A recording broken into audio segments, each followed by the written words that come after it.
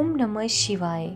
हर हर महादेव। महाराज प्रदीप मिश्रा जी शिवरात्रि का एक प्रसंग कहते हैं कि अपने मन में जो भी मनोकामना है, अगर एक काली मिर्ची और काली तिल के 7 दाने अपनी हथेली में रखकर अपनी जो भी मनोकामना है कहकर शंकर भगवान के शिवलिंग पर चढ़ाते हैं, तो हर महीने शिवरात्रि आती है। इस शिवरात्रि पर, मुख्य शिवरात्रि पर चढ़ाओगे तो जब अगले महीने की शिवरात्रि आएगी तो आपकी मनोकामना पूरी हो जाएगी। एक काली मिर्ची और 7 काली तिल के दाने, मात्र 7। जिसके घर में क्लेश रहता है, बहुत ज़्यादा लड़ाई झगड़े होते हैं, सास बहू के झगड़े होते हैं, ना बहू को सुनने को तैयार ना सास सुनने को तैयार, और घर में बेचारे पुरुषों की आफत, यहाँ भाई भाई झगड़ रहे हो, सास बहू झगड़ रही हो, तो कुछ मत करिए, गेहूं की बाली को तोड़ो। गेहूं की बाली जानते हो ना, जिसमें आप लोग तो गेहूं की बाली को तोड़ना है और बाली 7 बाली तोड़कर अपने घर में घुमाकर अपने घर का नाम और गोत्र बोलकर शंकर जी को समर्पित कर दीजिए। जिंदगी में कभी सास बहू का झगड़ा नहीं होगा। शिवरात्रि के दिन उनको समर्पित करिए, आपके घर में कभी भी क्लेश नहीं होगा। शिवरात्रि के दिन रात्रि को 12 बजे शंकर भगवान पर एक धतूरा चढ़ा दो। क्या चढ़ाना है? एक धतूरा चढ़ाना है शंकर भगवान जी को रात की 12 बजे। आधे घंटे तक धतूरा चढ़े रहने दो और आप बोलो श्री शिवाय नमस्तुभ्यम का जाप करना है। जिस शंकर जी पर धतूरा चढ़ाया है उस मंदिर के बाहर बैठकर कौन सा मंत्र जपना है? श्री शिवाय नमस्तुभ्यम। फिर से बोलो श्री शिवाय नमस्तुभ्यम। धतूरा चढ़ाकर भगवान श्री को समर्पित कर दीजिए।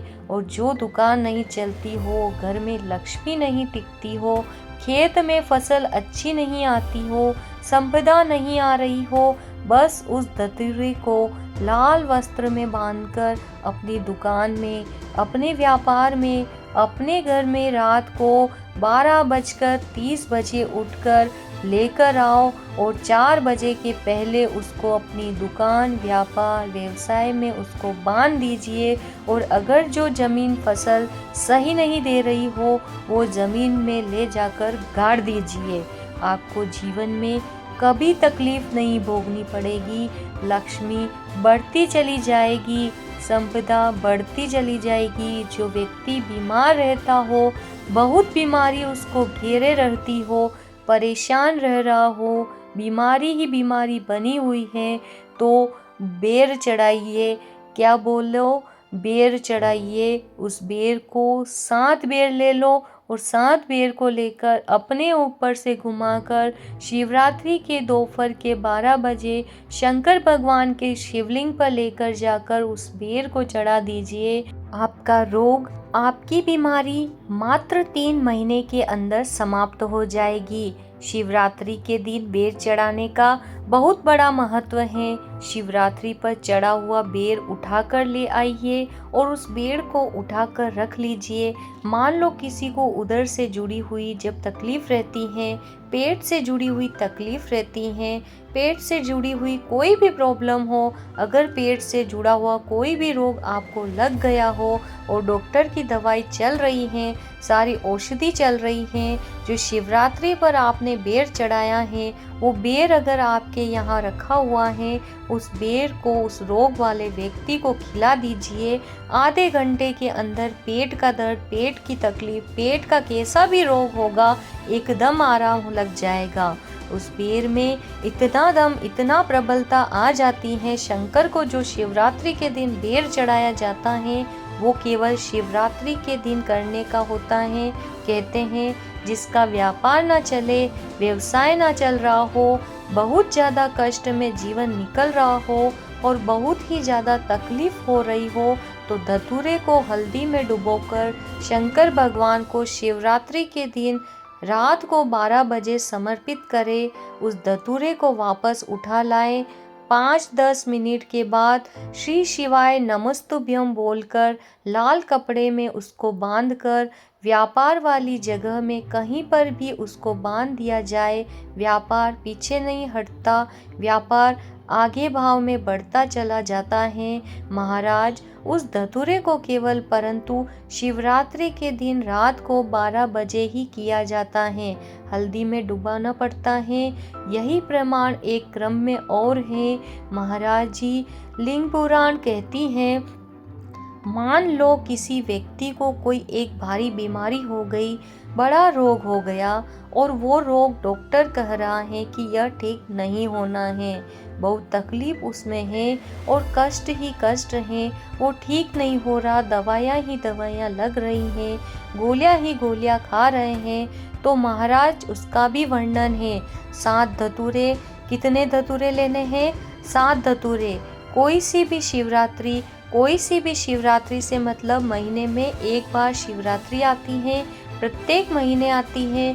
किसी भी शिवरात्रि के दिन 7 धतूरे लेकर एक धतूरे में मोली लच्छा नाड़ा लपेटकर चंद्रमौली भगवान का स्मरण कर कर उस मोली को लपेट कर के धतूरे में हल्दी लगाकर शंकर भगवान की जो जलाधारी हैं, जलाधारी में आपको पहले भी वर्णन किया है, शंकर भगवान का ये शिवलिंग है, यह जलाधारी है, यह भगवान का जल निकलने वाला स्रोत चरणारविंद का भाव शिवलिंग जहाँ रखा हुआ है, यह पार्वती जी का हस्त कमल है।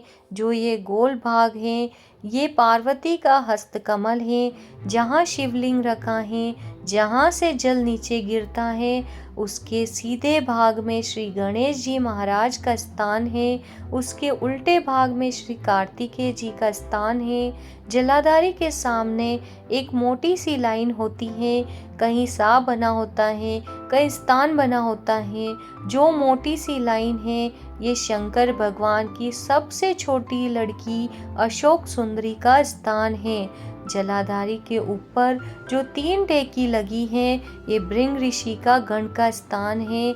इसके ऊपर जो कलश है, कलश में जो पानी भरा जाता है वो पानी जो बूंद बूंद नीचे गिरता है, यह शंकर भगवान की 5 लड़कियों का स्थान है।